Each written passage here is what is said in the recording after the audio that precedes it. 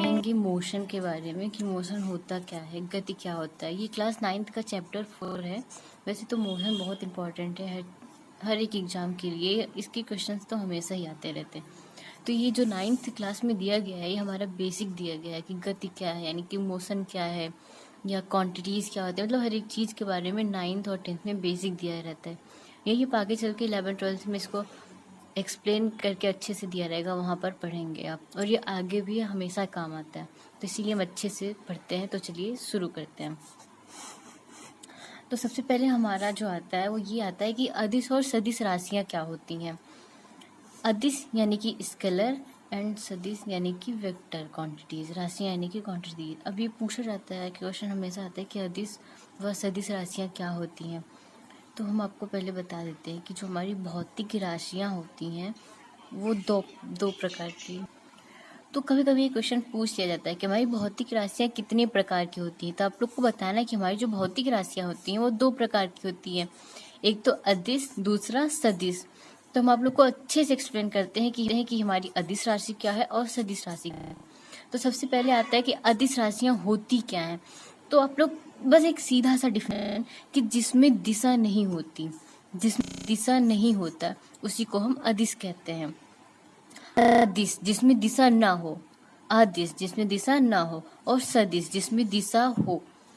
अब दोनों के डिफिनीशन में बस यही अंतर है दोनों के परिभाषा में कि अदिश में ये है कि जिसमें दिशा नहीं होती है पर इसमें मैग्नीट्यूड होता है। मैग्नीट्यूड मतलब परिमाण होता है। सदिश में क्या होता है कि इसमें दिशा भी होती है और परिमाण भी होता है। इसमें दिशा भी होती है और परिमाण की भी आवश्यकता होती है, तो उसको सदिश कहते हैं। आप लोग वैसे भी जान रही कि अदिश यानी कि अदिश आ गया तो इसका मतलब यही समझिएगा कि इसमें दिशा नहीं होती है। तो कभी भी पूछा जाए अदिश राशियाँ क्या है या सदिश राशियाँ क्या है, तो आप लोग को एक सीधा सा एक लाइन का डिफिनीशन कि जिसमें दिशा नहीं होती है वो अदिश और जिसमें दिशा होती हैं वो सदिश राशियाँ होती हैं।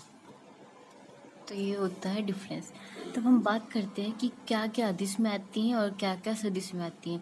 आप लोग के एग्जाम में ऐसे ही क्वेश्चन पूछा जाएगा कि दे दिया गया कि समय यानी टाइम दे दिया गया, तो पूछ लिया गया कि टाइम अदिश है या सदिश। तो समय के लिए हमें कोई दिशा की ज़रूरत नहीं पड़ती है, हमें कोई डायरेक्शन नहीं चाहिए होता है समय को चलाने के लिए। तो इसीलिए हमारा जो टाइम होता है वो एक अदिश राशि यानी स्केलर क्वांटिटी होती है। अब लंबाई की बात करते हैं तो लंबाई कहीं की भी किसी भी दिशा में हो सकती है ना, उसके लिए एक पर्टिकुलर दिशा की ज़रूरत नहीं होती है। हमें नहीं होती है नीड कि एक पर्टिकुलर कि हम लेफ़्ट जाएं या राइट जाएं। तो लंबाई के लिए हम किसी भी डायरेक्शन में जा सकते हैं, तो इसीलिए लंबाई हमारी जो होती है ये भी अदिश होती है।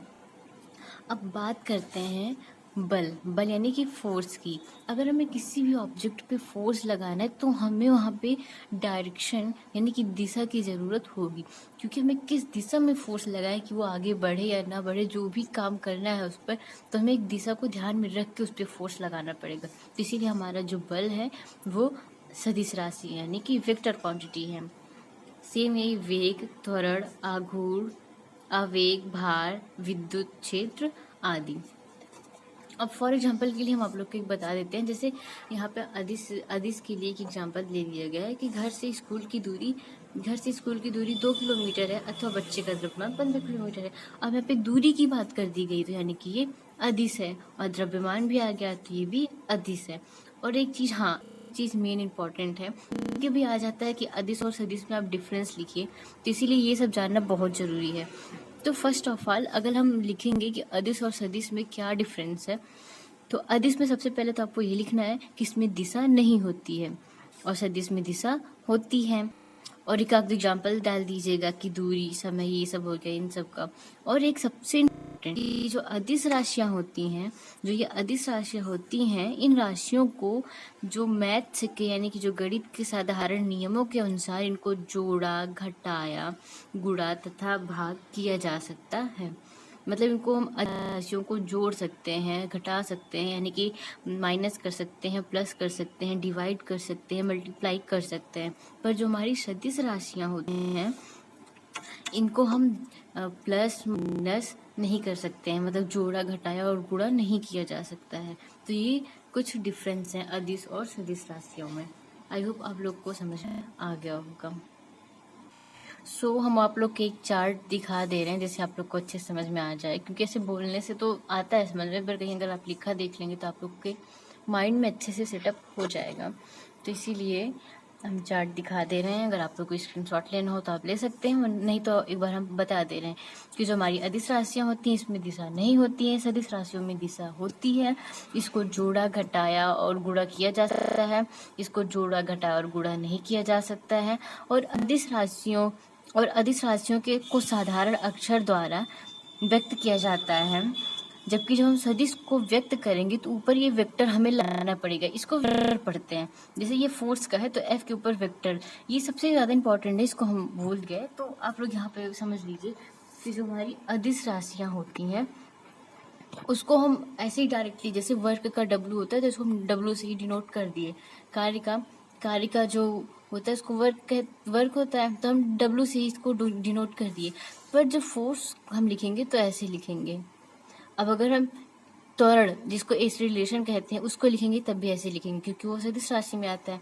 अब इसी की बात कर लेते हैं। अगर हम टाइम लिखना हुआ तो टाइम ऐसे ही लिखेंगे डायरेक्ट, इसके ऊपर कोई कैप नहीं लगेगा, इसको हम वेक्टर पढ़ते हैं। तो ये इसको जब भी हम डिनोट करेंगे वेक्टर में, किसी भी राशि को अगर हमें डिनोट करना होगा, यानी कि अगर हमें व्यक्त करना होगा तो उसके ऊपर ये हमें वेक्टर का साइन लगाना ही पड़ेगा। ये वेक्टर का साइन।